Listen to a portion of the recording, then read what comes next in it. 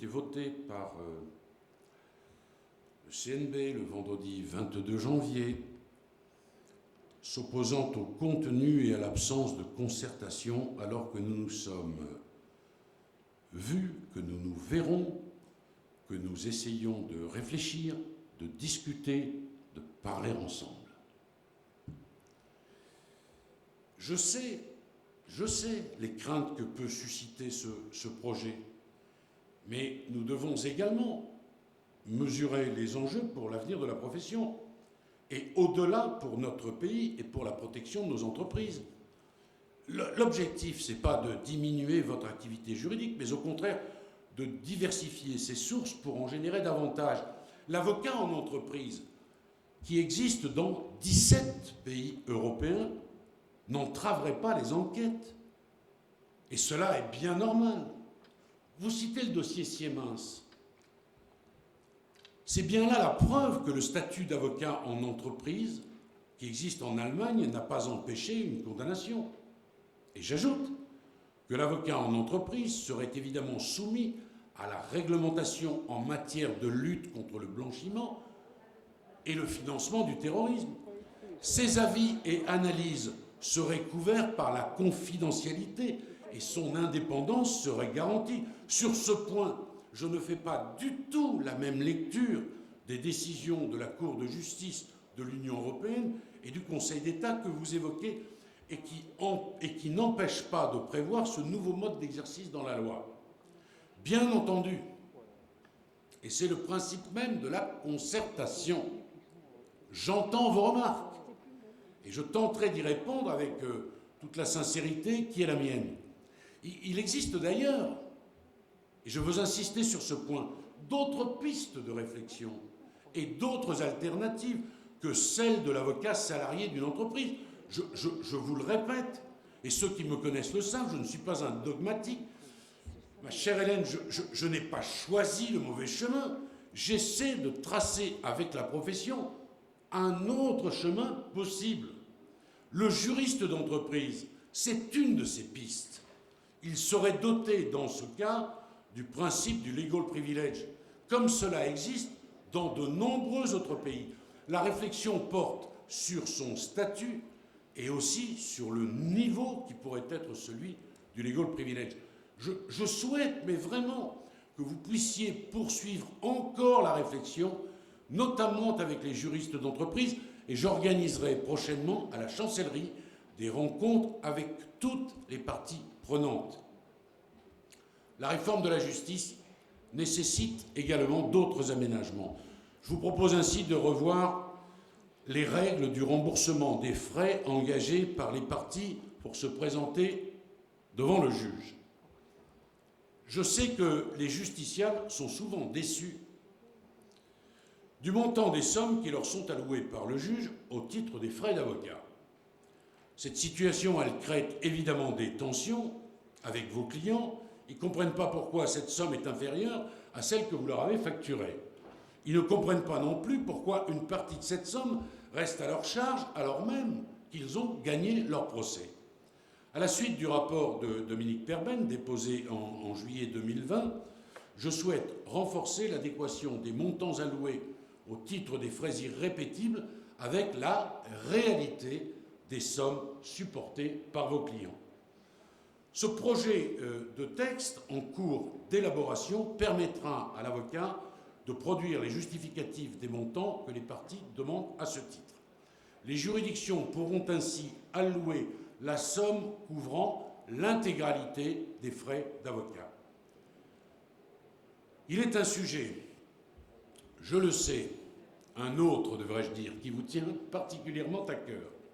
C'est celui de l'acte d'avocat et des conditions dans lesquelles il peut devenir exécutoire. En particulier, vous souhaitez que les actes d'avocat qui procèdent d'un mode alternatif de résolution des litiges puissent être reconnus comme des actes exécutoires. Je vais vous parler avec beaucoup de franchise. C'est une franchise que je vous dois. L'avocat ne pourra pas apposer lui-même la formule exécutoire sur un acte.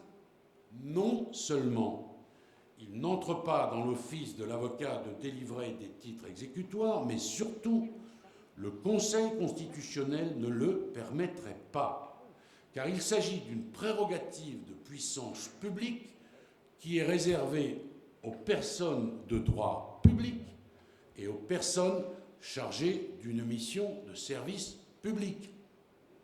Les avocats, bien sûr, participent au service public de la justice, certes, mais ils ne sont pas chargés d'une mission de service public au sens de la jurisprudence du Conseil constitutionnel. En revanche, je suis convaincu que la procédure d'homologation judiciaire de l'acte d'avocat, qui implique le contrôle systématique du juge, n'est pas toujours nécessaire. Des voies plus rapides et plus simples peuvent être étudiées pour permettre à l'acte contresigné par 2 avocats d'être exécutoire. Et je souhaite que nous avancions sur ce sujet. Je suis convaincu que là encore, dans la concertation, la discussion, le contradictoire, la contradiction, nous pourrons y parvenir. Vous évoquez enfin, Madame la Présidente, l'inflation législative et la nécessité de revoir à nouveau la procédure d'appel. C'est parce que la société est en constante et rapide évolution qu'une adaptation des textes est attendue par nos concitoyens. Et vous avez raison de rappeler que le temps de la réflexion est un temps précieux. De même, le temps dédié à la construction d'une jurisprudence après la publication d'un nouveau texte est essentiel pour disposer du recul nécessaire à une analyse avisée. Les derniers textes consacrés à la procédure d'appel sont récents, ils datent de 2017.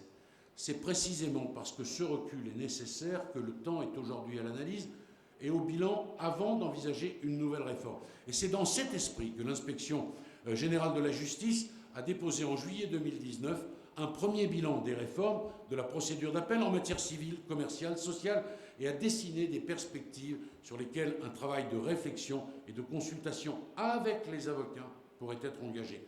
Comme j'ai eu l'occasion de vous le dire dans mon bureau, je ne suis pas hostile à ce que l'on actualise cette évaluation. Depuis l'été 2019, la situation a changé, qu'il s'agisse de la crise sanitaire ou de l'entrée en vigueur de la réforme de la procédure civile. Il nous faut porter un regard actualisé sur cette question. Vous évoquez bien sûr, la crise sanitaire et la possibilité d'un reconfinement. Depuis mon arrivée à la chancellerie, j'ai tenu absolument, comme vous l'avez indiqué, à permettre aux juridictions de fonctionner le plus normalement possible pendant le 2e confinement, en étant évidemment extrêmement attentif à la santé des 85 000 agents du ministère, des justiciables, des avocats, des autres intervenants, bien évidemment. Mais j'ai souhaité dire d'emblée que la justice est pour moi essentielle. On a beaucoup entendu ce mot. Elle est essentielle et il était important de dire dans cette période si particulière à quel point la justice est importante.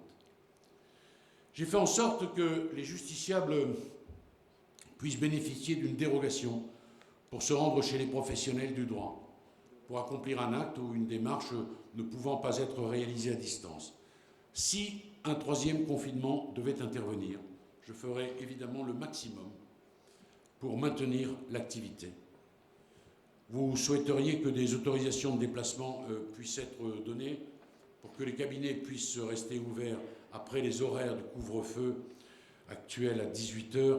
Il me semble que la situation actuelle est différente de celle du confinement de novembre et permet aux justiciables, dans les horaires autorisés, de rencontrer leur avocat. J'aimerais néanmoins aborder un dernier point à ce sujet.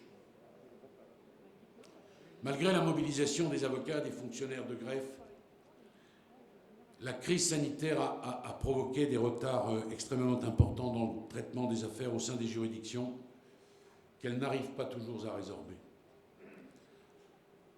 Plusieurs initiatives locales destinées à réduire le délai des traitements des procédures, dont certaines résultaient de l'initiative de barreaux locaux, m'ont été rapportées.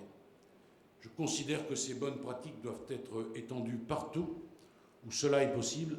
Je m'exprimerai très prochainement sur ce sujet. Je souhaite en effet que les avocats soient davantage associés à la vie des juridictions, comme je plaide depuis longtemps pour que se multiplient et s'intensifient les échanges entre les différentes professions du droit, en particulier les avocats et les magistrats.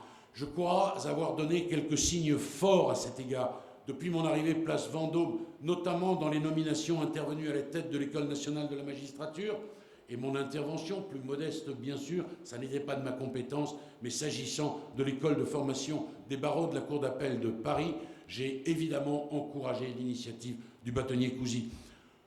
Au terme de ces quelques mots, vous avez pu constater que mon ambition pour la justice est grande. Elle s'enracine bien évidemment dans mon expérience professionnelle, dans mon parcours professionnel, en tant qu'avocat hier, mais également en tant que garde des Sceaux aujourd'hui. Ma nomination à la tête de ce merveilleux ministère, de ce beau ministère, de ce ministère difficile, ma nomination à la tête de ce ministère m'engage, m'oblige. Je sais les responsabilités qui sont les miennes, je connais vos attentes. C'est aussi au regard de ces éléments que je vous propose des réformes dont le fil directeur est simple. Redonner confiance aux Français dans leur justice. À cette fin, je formule le vœu sincère que vous portiez une ambition élevée pour cette profession que j'ai tant aimée et dont je connais les formidables ressources et la capacité d'adaptation. Madame la Présidente,